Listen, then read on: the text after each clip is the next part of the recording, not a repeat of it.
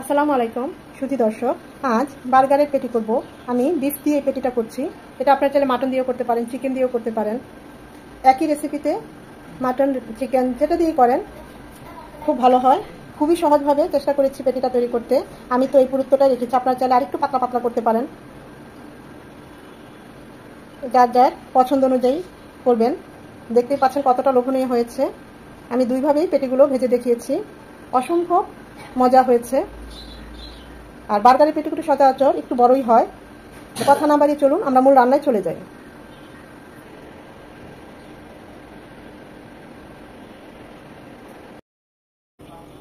Burger পেটি করার জন্য এখানে আমি গরুর মাংসের কিমা নিয়েছি 400 গ্রাম। আমি তো এখানে গরুর মাংস নিয়েছি, আপনারা চাইলে এখানে চিকেনটাও এভাবে কিমা করে নিতে পারেন। আমি ছোট ছোট করে একদম কিউব করে তারপর আবার ব্লেন্ডারে একটু এভাবে ব্লেন্ড করে নিয়েছি। মাটন দিয়ে করতে পারেন, চিকেন দিয়ে করতে পারেন একই রেসিপিতে। বাইন্ডিংয়ের জন্য আমি পাউরুটি ভিজিয়ে পানিটাকে একদম চিপে নিংড়ে নিয়েছি। এটা আমাদের বাইন্ডিংয়ের কাজ করবে। আদা রসুনের পেস্ট 1 চামচ, এখানেও পানি থাকা চলবে না। পানিটা যদিও থাকে একদম হাত দিয়ে চিপে নেবেন, আর চেষ্টা করবেন পানি ছাড়াই ব্লেন্ড করে নিতে। 1 চামচ আদা রসুনের পেস্ট, হাফ কাপ পেঁয়াজ একদম কুচিয়ে নিয়েছি, সেটা দিয়ে দিচ্ছি। স্বাদ অনুযায়ী কাঁচামরিচ, পুরোটা দেবো না, একটু রেখে দেবো, কারণ আমি আবার কাঁচামরিচ গুঁড়োটা দেবো, শুকনো মরিচ গুঁড়োটা দেবো। স্বাদ মতো লবণ, লাগলে পরে আবার দেবো। 1 চামচ সয়াবিন তেল। একটা ডিম নিয়েছি, সেটা এখন দিচ্ছি না। যদি লিকুইড হয়ে যায় তাহলে ডিমটা দেওয়ার দরকার নাই। যদি দেখি যে মাখার পর লিকুইড হবে না ডিমটা দিলে, তখন আমরা ডিমটা দেবো। হাফ চামচ গোলমরিচ গুঁড়ো আর হাফ চামচ গুঁড়ো মরিচ গুঁড়ো, শুকনো মরিচ গুঁড়ো, সেটা দিয়ে দিচ্ছি। ঝালটা যে যেমন পছন্দ করেন ওই অনুযায়ী দিবেন। সব কিছু একসাথে, এখানে কোনো পানি থাকা চলবে না, একদম সব পানি, মানে কোনো পানির স্পর্শই থাকা চলবে না, তাহলে আমাদের বাইন্ডিংটা লুজ হয়ে যাবে। মাছে ভাতে বাঙালি, তাই মশলা খুবই পছন্দ করি। একদম 1/4 চামচ গরম মশলা গুঁড়ো দিয়ে দিচ্ছি। যেহেতু বিফ তাই একটু ভাজা জিরে গুঁড়ো দিয়ে দিচ্ছি, হাফ চামচ। আরেকটু লবণ লাগবে তাই আরেকটু লবণ দিয়ে দিচ্ছি। সব শেষে ধনেপাতা কুচিটাও দিয়ে দিচ্ছি।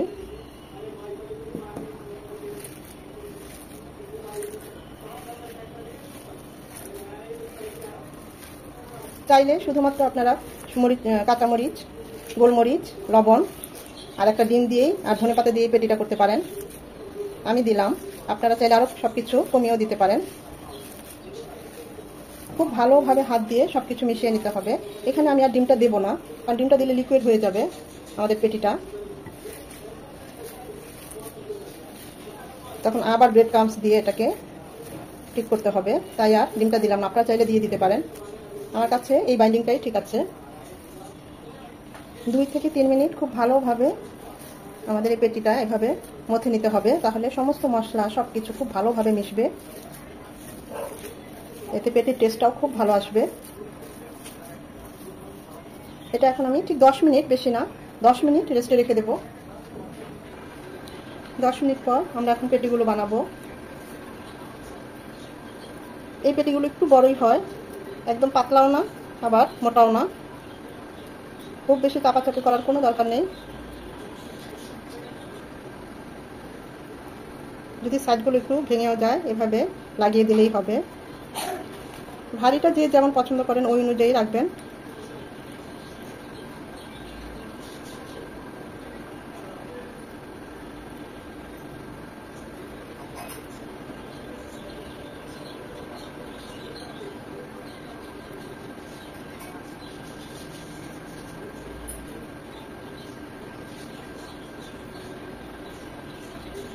আসলে সাইজটা মানে আকৃতিটা ম্যাটার করে না, তারপরও একটা দেখার সৌন্দর্য যেন এক মাপের হয়।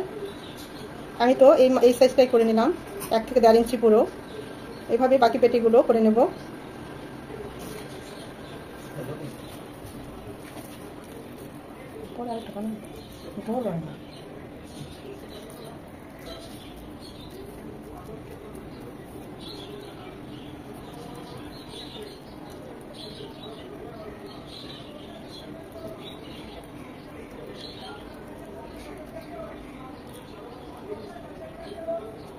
একদম পারফেক্ট মাপ পেতে হলে এরকম কোনো, আমার এখানে বক্স ছিল, বক্সের ক্যাপটা নিয়ে নিয়েছি, সামান্য একটু তেল ব্রাশ করে নিয়েছি। যে সবগুলো যদি একই সাইজের একই মাপের করে নিতে চান, তো দেখা সৌন্দর্য আর কিছুই না, আমি আগেই বলেছি। এভাবে একটু চেপে চেপে দিলে একদম সমান করে নিতে হবে।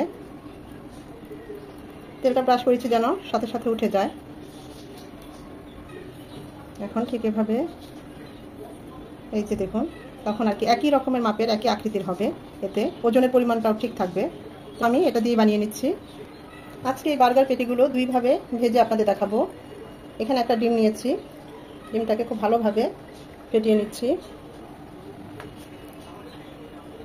প্রথমে ডিমের মধ্যে এভাবে খুব আলতোভাবে করতে হবে, কারণ আমাদের পেটিগুলো কিন্তু একদম সফট। তারপরে ব্রেড ক্রাম্বস, দুটো পেটি ব্রেড ক্রাম্বসে গড়িয়ে দেখাবো ভেজে, আর বাকিগুলো ব্রেড ক্রাম্বস ছাড়াই ভেজে দেখাবো।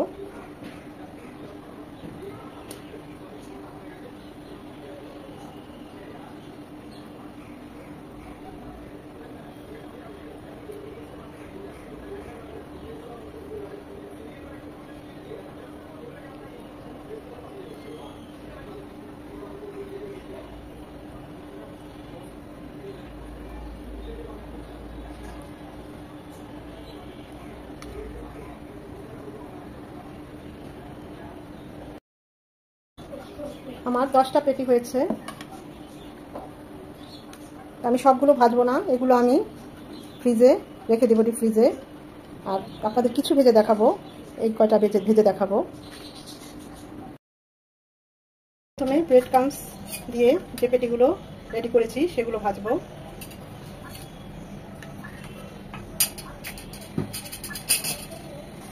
চুলার হিট মিডিয়াম টু লো হিটে থাকবে। 4 থেকে 5 মিনিট এক পাশটা ভেজে নেব। যেহেতু আমাদের ডিপ আবার কাঁচা, তাই একদম চুলার হিট লো টু মিডিয়ামে থাকবে, তা না হলে ভিতরটা কিন্তু হবে না।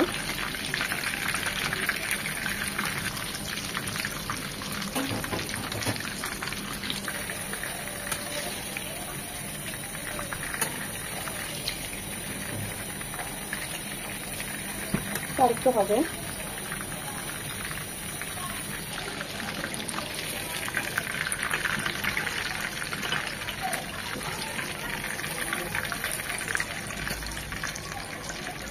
তেলটা কমিয়ে নিয়েছি। ব্রেড ক্রাম্বস ছাড়া যে পেটিগুলো ভাজবো শ্যালো ফ্রাই করবো অল্প তেলে।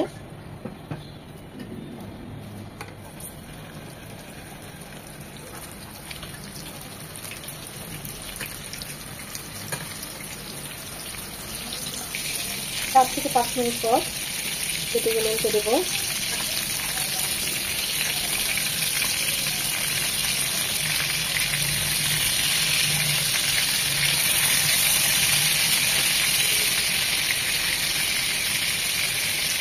চাপাচাপি করা যাবে না, এইভাবেও চেপে চেপে ভাজা যাবে না।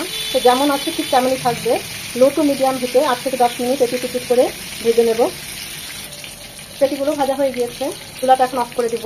সাথে সাথে পেটিগুলো প্যান থেকে সরাবো না, মানে নামাবো না। আমি কিন্তু চুলাটা অফ করে দিয়েছি। 5 মিনিট পর প্যান থেকে নামিয়ে নেব, কারণ তেলের যে গরমটা এতে পেটিগুলো ভিতরটা অনেকটা জুসি করে তুলবে, খেতে খুবই ভালো লাগবে। 5 মিনিট পর এটাকে সার্ভিং ডিশে সার্ভ করবো। এটা হচ্ছে ব্রেড ক্রাম্বস ছাড়া পেটি, আর এটা হচ্ছে ব্রেড ক্রাম্বস মাখানো পেটি। যেভাবে ইচ্ছা আপনারা ওইভাবে পেটিটা ভেজে নিতে পারেন। আমি তো দুভাবেই ভেজে দেখালাম। ব্রেড ক্রাম্বস সহ পেটিটা একটু বেশি ফুলে গিয়েছে।